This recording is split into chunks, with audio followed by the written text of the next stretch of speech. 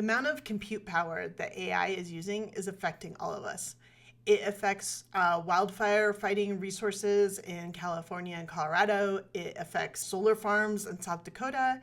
It affects power producing organizations in Pennsylvania. A typical AI data center uses as much power as 100,000 households right now. And as our AI centers grow, we're expecting that to go up to like 2 million household size. That's a huge shift in how we use our energy, and it impacts everything from like water supplies to natural resource demand, as well as like the new solar and wind farms that are going up across the Midwest. The data center demand used to be about 1 or 2% of our electricity consumption in the United States. Now we're up to 4 or 5%, and it's growing. We're thinking that in 2026, we'll be using twice as much electricity in our data centers as we were in 2022. Data centers account for 1 to 2% of overall global energy demand, similar to the airline industry at the moment, but it's about to skyrocket and potentially hit 21% of our overall energy demand by 2030. It's not just energy consumption, it's also putting out large amounts of carbon dioxide. The power needed to train and deploy a model like OpenAI's GPT-3 generated about 552 tons of carbon dioxide. Each query to ChatGPT uses about as much electricity as it would to like light a light bulb for about 20 minutes. A single query needs 10 times as much electricity as a single Google search query. All of this energy consumption requires water to create and also requires water to cool down. So our AI models are guzzling water. By 2027, the global AI demand is expected to use or withdraw 1.1 to 1.7 trillion gallons of water. That's like 4 to 6 times what the country of Denmark uses. In the US, an average 100 megawatt data center, which uses more power than 75,000 homes combined, also consumes about 2 million liters of water per day. NPR reports that the average data center uses 300 gallons of water a day to keep cool, roughly the amount that 100,000 homes use.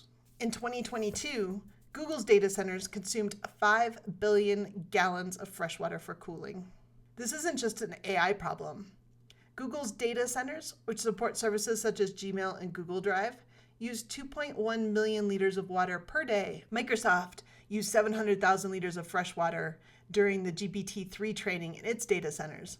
That's the amount of water needed to produce 370 BMW cars or 320 Tesla vehicles, not things I think of as environmentally friendly, even if Tesla uses electricity instead of gas.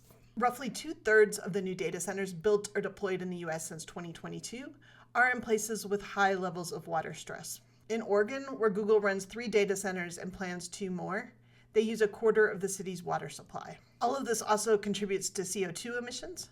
Microsoft announced in May of last year that its CO2 emissions had risen nearly 30% since 2020 due to data center expansion. Google's 2023 GHG emissions were 50% higher than 2019, also due to data centers. Meta's Scope 3 emissions had increased by over 65% in just 2 years. That was like from the equivalent of 5 million tons of CO2 in 2020 to 8.4 million tons in 2022. ChatGPT's service generates 260,000 kilograms of carbon dioxide each month, which is the equivalent to 260 flights from New York to London. And flying is one of the highest ways that the average citizen contributes to CO2 emissions.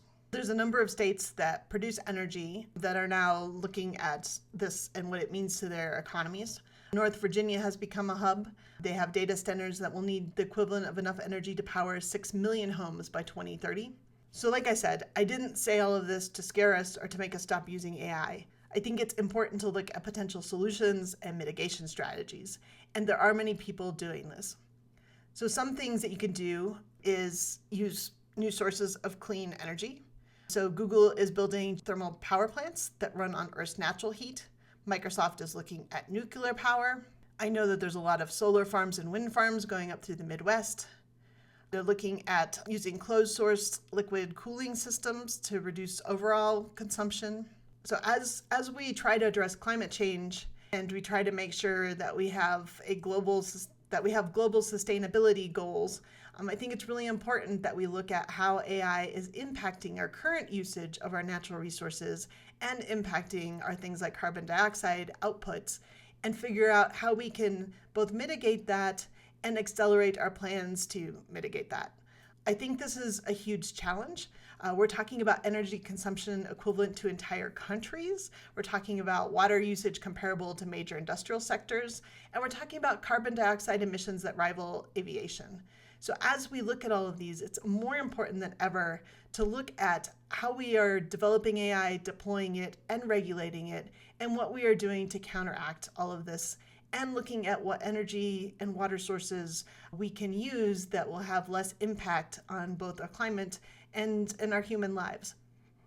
So join me in researching and looking for solutions to this energy consumption problem that we have with AI.